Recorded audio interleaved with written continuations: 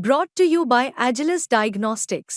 Health test की बात आती है तो मैं भरोसा करता हूँ India largest diagnostics company Agilus Diagnostics. खुद को टेस्ट करते रहो। आज आने वाला है जीडीपी का आंकड़ा, यानी भारत की इकोनॉमी का रिपोर्ट कार्ड आने वाला है। आप कह सकते हैं क्वार्टरली रिपोर्ट कार्ड, तिमाही नतीजा, और ये होगा दूसरी तिमाही का नतीजा। जुलाई, अगस्त, सितंबर के महीनों में भारत की अर्थव्यवस्था किस रफ्तार से बढ़ी, कैसी रही, इसका लेखा जोखा सामने आएगा। और उम्मीद इस बार कुछ ज्यादा अच्छी नहीं है। माना यह जा रहा है कि म्यूटेड नतीजे रहेंगे, यानी कि इकोनॉमी के बढ़ने की रफ्तार में कमी आ सकती है। और कमी होगी, अलग अलग अनुमान है, इस वक्त अनुमान होते हैं, तमाम इकोनॉमिस्ट अनुमान लगाते हैं। तो 6.2% से लेकर 6.9% के बीच के अनुमान हैं। ये नहीं कि इनके बीच का एवरेज रहेगा, इनमें से कोई एक अनुमान सही साबित हो सकता है या ये सारे अनुमान भी गलत साबित हो सकते हैं जब नतीजा सामने आएगा।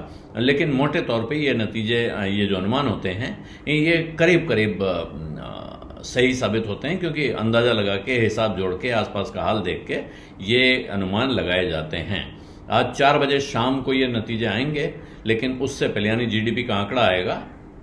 लेकिन जो पिछला क्वार्टर था, यानी इसी साल का पिछला क्वार्टर, अप्रैल, मई, जून का जो महीना था, उसमें इकोनॉमी बढ़ी है 6.7% की रफ्तार से।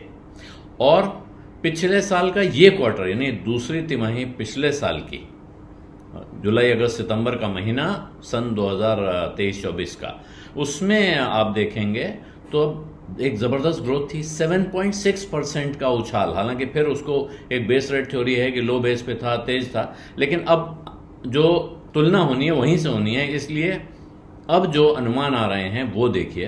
बैंक ऑफ बड़ौदा के अर्थशास्त्रियों का मानना है कि जीडीपी ग्रोथ 6.9% रह सकती है।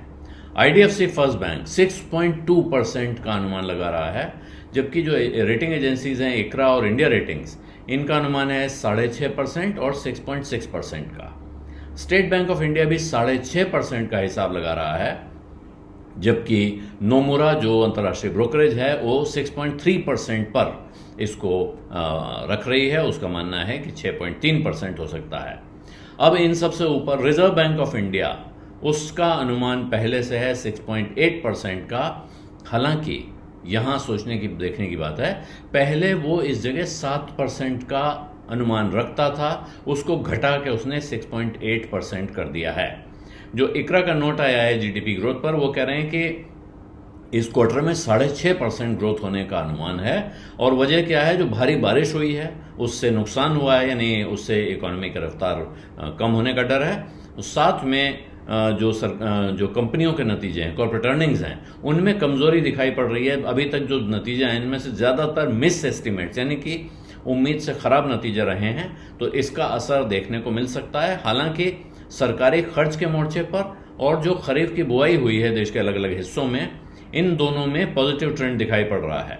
लेकिन खास तौर पर माइनिंग और इलेक्ट्रिसिटी और इनके अलावा बाकी सारे इंडस्ट्रियल सेक्टर्स में भी कमजोरी आने की उम्मीद है। वहां स्लोडाउन दिख सकता है, जिसका नतीजा आपको जीडीपी की ग्रोथ पर दिखेगा।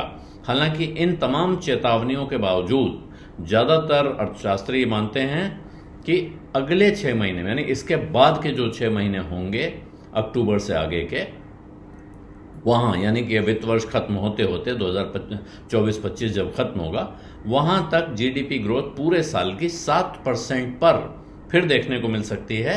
और इसका दारोमदार आने वाले 6 महीनों की परफॉर्मेंस पे रहेगा। बीज अड्डा में आज इतना ही। अब इजाजत दीजिए। धन्यवाद, नमस्कार।